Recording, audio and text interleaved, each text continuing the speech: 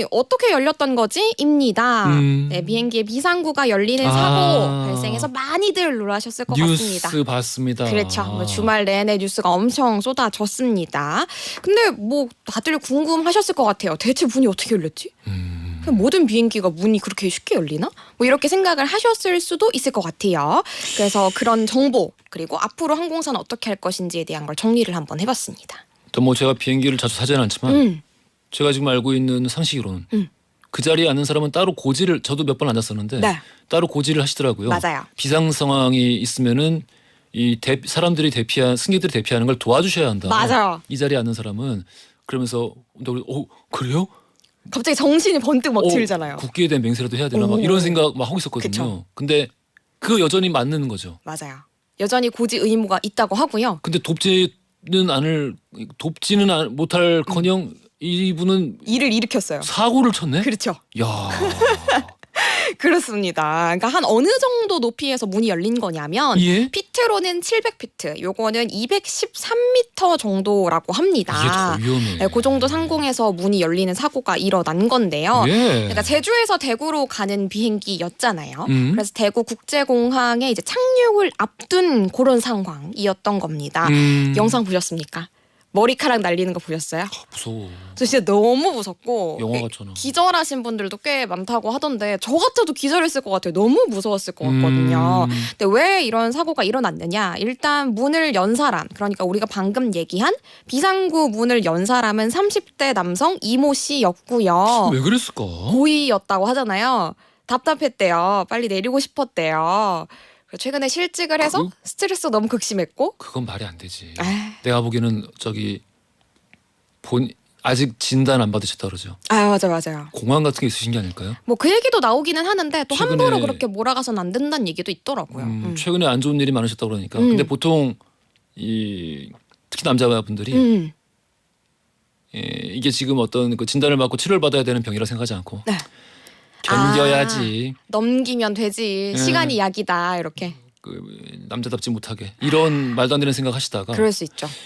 이렇게까지 내 안에 병이 커진 줄 모르고 어떤 사건을 마주하게 되는데 이분도 좀 그렇지 않을까? 왜냐면 그냥 답답하다고 해서 말이 안 되죠. 비행기 문을 열진 않아요. 그 옆에 앉은 분이 다른 방송사랑 인터뷰를 하셨는데 예. 심지어 그분이 좀 뭔가 뛰어내릴락 말락하는 그런 제스처가 있어가지고 봐봐. 목덜미를 꽉 잡으셨다고 하시더라고요.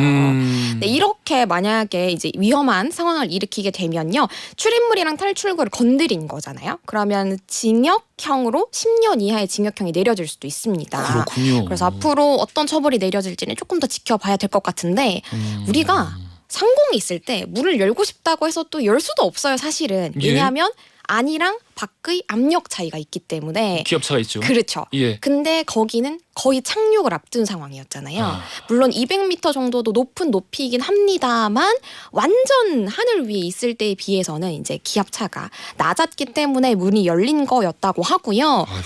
그 비행기, 그 에어버스 역시 여객기 역시 별도의 안전장치는 없었는데 그러니까 왜 그랬냐면 우리가 이제 비상탈출할 때 골든타임이라는 게 있잖아요. 예. 90초 내에 탑승 인원 전원이 탈출을 해야 된다라는 설계 때문에 그렇지. 별도의 안전장치가 없는 그런 여객기였다라고 합니다. 이제는 뭐 그 비상문 앞에 좌석은 팔지 않는 항공사들이 좀 늘어나고 있다고 맞아요. 하는데 이게 또 사실 안전에는 또 좋지 않은 거라서.